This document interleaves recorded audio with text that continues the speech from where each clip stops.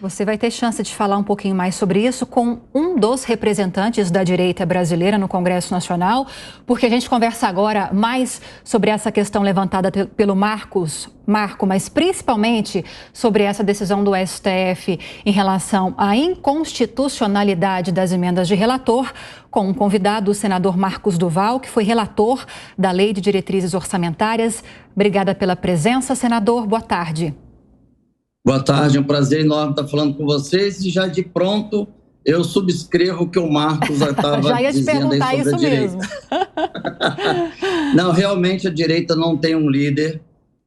Eu tive com o ex-presidente Bolsonaro, né, há 2 semanas atrás, que perguntei isso para ele e ele não me passou com certeza nenhuma. Então a direita, ela é realmente totalmente solta.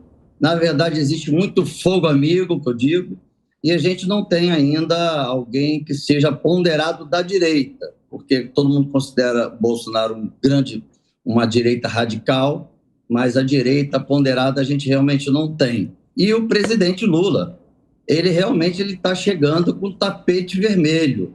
O Congresso está numa correria de cargos e posições que vocês não fazem ideia. Algo que eu estou no meu 4º ano, indo para o meu 4º ano, nem se compara do que eu vi quando eu cheguei, né? E como eu fui o relator da LDO, da Lei de Diretrizes Orçamentárias, até aqui uma cópia dela, eu tentei buscar o máximo de transparência possível do tal orçamento secreto, a RP9. E aí, quando eu estiver falando muito, você me fala para cortar, tá? Ok. E aí tem algum ponto interessante, é o seguinte, quando eu cheguei no Congresso, nunca fui político, eu fui até o ministro da Casa Civil e questionei ele. Falei assim, olha, a nossa função é legislar e fiscalizar o executivo e não mandar recursos. E aí ele chegou para mim e falou o seguinte, falou, senador, imagina a gente recebendo 5 mil prefeitos, mais de não sei quantos mil vereadores, pedindo orçamento para uma ponte que caiu, para uma obra não sei o quê, recapeamento de uma pista que tem buraco não sei aonde. Então, isso ia ser assim, os ministérios iam estar transbordando. E vocês, como parlamentares, que foram eleitos nas regiões, nos seus estados e municípios, vocês sabem melhor onde tem que ser investido esse orçamento micro, enquanto o governo federal sai fazendo as obras macros. E me convenceu. E aí que eu passei o ano recebendo 90% das pessoas que eu recebia no meu gabinete, recebo no meu gabinete em Brasília, são de prefeitos e vereadores, e todos só pedindo orçamento, para que possa construir uma ponte, para que possa comprar ambulância, para que possa comprar trator para poder, não tem asfalto, para poder deixar a pista com mais facilidade, para poder escoar a produção.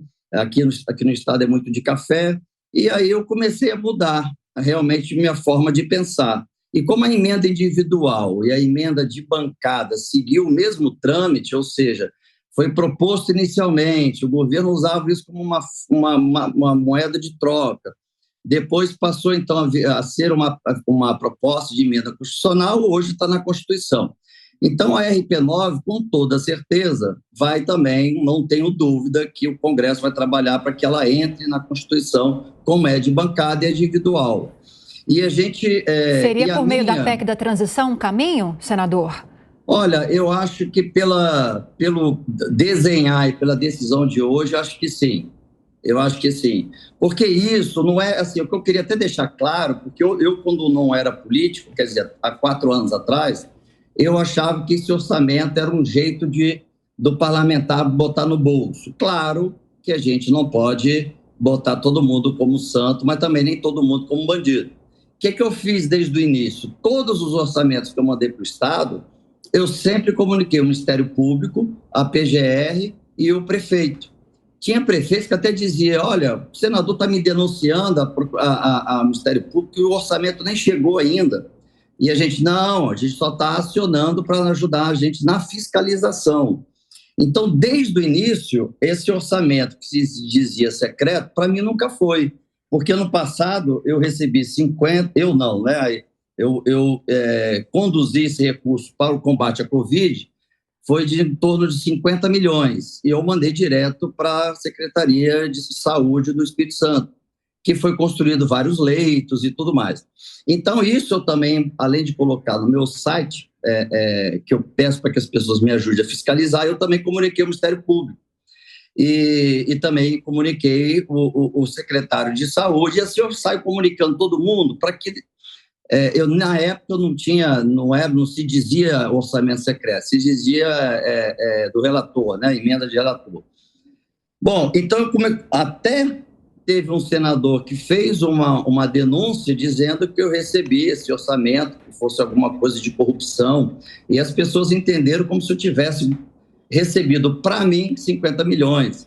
E aí, por azar dele e por sorte minha, porque nunca foi secreto, eu nem sequer fui acionado, mas o STF e a PGR arquivaram no dia seguinte, não precisei nem ir lá, exatamente porque eles sabem e têm as cópias de tudo que eu faço de envio de recurso. O que me deixa muito indignado é o seguinte: o Randolfo, ele, no início dessa legislatura, ele compunha com a gente o grupo Muda Senado, que era o grupo que estava encabeçando a CPI da Lava Toga.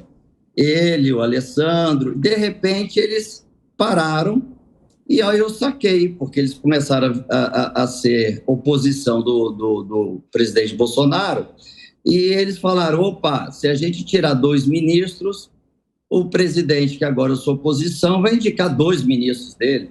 Então não vou mais fazer isso. E começou, de repente, saiu da posição de pedir impeachment de ministro do STF para fazer uma extensão do seu gabinete. Então eles vão direto para o STF e fazem o que o legislativo não fez de forma democrática. Parece aquelas crianças birrentas que correm para o colo do pai para dizer: pai, me ajuda, porque estão fazendo isso comigo lá fora. Okay. Então, assim, a gente empoderou o legislativo, empoderou o STF, que de repente o STF falou: opa, peraí, se estão procurando a gente para tomar certas decisões, vamos então seguir adiante. E tem uma questão que eu chamo de canibalismo no Congresso. É um parlamentar que, quando começa a se destacar pela sua competência, eficiência, produção e transparência, okay, o outro se sente ciumado e começa a fazer denúncias no STF. Aí, sem você perceber, você está com o seu nome lá num processo que pode ser arquivado rapidamente, como foi meu caso, foi 2 dias depois estava arquivado, ou você pode passar algum tempo ainda naquela aquela situação do tipo: será ou eu tenho que provar mais? E aí você vira refém, ou seja, você tem receio de contestar o STF ou entrar com um pedido de impeachment, porque aí você vira refém, como aconteceu com a juíza Selma no início do nosso mandato. Ela, em 3 meses, ela fazia parte do nosso grupo Muda Senado, em 3 meses ela perdeu o mandato dela.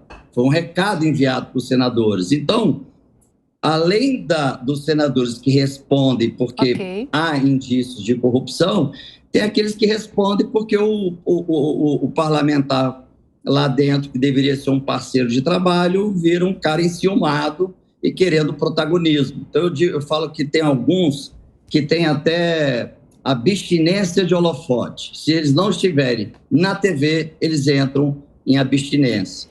Então, agora, senador, o cenário é esse, né? E estou aqui à disposição para responder qualquer coisa que eu não tenha falado, porque eu não parei de falar. Senador, bom, há essa possibilidade, como o senhor mencionou para a gente, então, de que haja a inclusão das emendas de relatoras RP9 ou orçamento secreto por meio da PEC da transição, tornar esse mecanismo algo constitucional previsto na Constituição. Mas com base nos votos daqueles ministros que não concordaram com a inconstitucionalidade, defenderam a manutenção da constitucionalidade, ainda assim eles definiram que seria importante que houvesse mais transparência para esse mecanismo.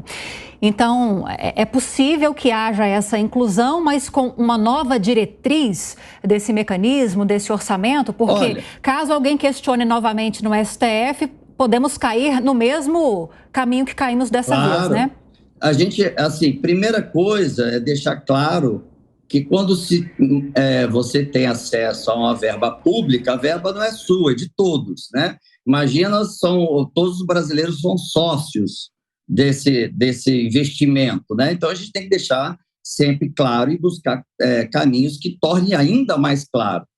E quando eu fiz o relatório, diziam para mim que ia ser impossível eu tornar ele mais transparente. Então, eu consegui, com o na votação até do Congresso e na discussão ali da Comissão Mista de Orçamento, eu consegui incluir 2 assinaturas, que seria do relator e mais do presidente da CMO, e consegui fazer com que entrasse em outros portais de transparência, tendo o Ministério, que estaria liberando recurso, o parlamentar, que fez a ponte, e para qual o destino, né? Para obras de hospitais, como foi feito ano passado, ou para obras estruturais, escola, enfim, segurança pública. Então, isso tem que ficar claro, né? Então, nós conseguimos aprovar isso, mas a ministra, que é a relatora, ela viu que 80% dos senadores seguiram um procedimento de transparência,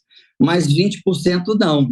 Então, ela achou que era melhor tornar inconstitucional, né? Porque aí eu concordo com ela, porque a gente tem que ter 100% de transparência, todos. E eu até sugeri na época, quando eu entrei, falei, gente, o Ministério Público do meu estado é uma grande parceira minha, me ajuda a fiscalizar cada centavo. Por que não vocês estarem fazendo isso? E as pessoas, não sei e tal, e não fizeram. Então, eu consegui fazer um avanço, mas não foi aquele avanço como nós gostaríamos. E o presidente vetou pontos de entrar no portal da transparência, vetou a questão de ter 2 assinaturas. E aí eu fiquei achando quase certo que o Congresso iria derrubar esses vetos. E aí, na última sessão do Congresso, não derrubaram, mantiveram os vetos. Então, eu acho que a gente tem que seguir para fazer, então, uma PEC e que ela seja ainda mais transparente, é o mínimo da gente como parlamentar.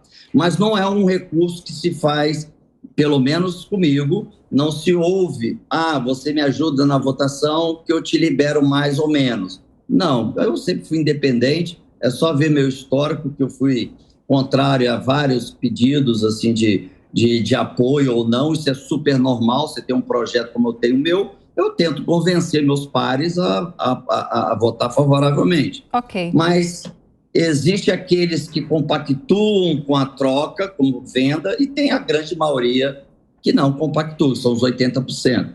Mas que tem que entrar na PEC, na Constituição, eu não tenho dúvida disso. Ok, acabamos de conversar com o senador do Podemos do Espírito Santo, Marcos Duval. Senador, obrigada pela entrevista e uma ótima semana pela frente. À disposição e parabéns pelo trabalho e nos ajude a fiscalizar. Obrigado. Isso aí.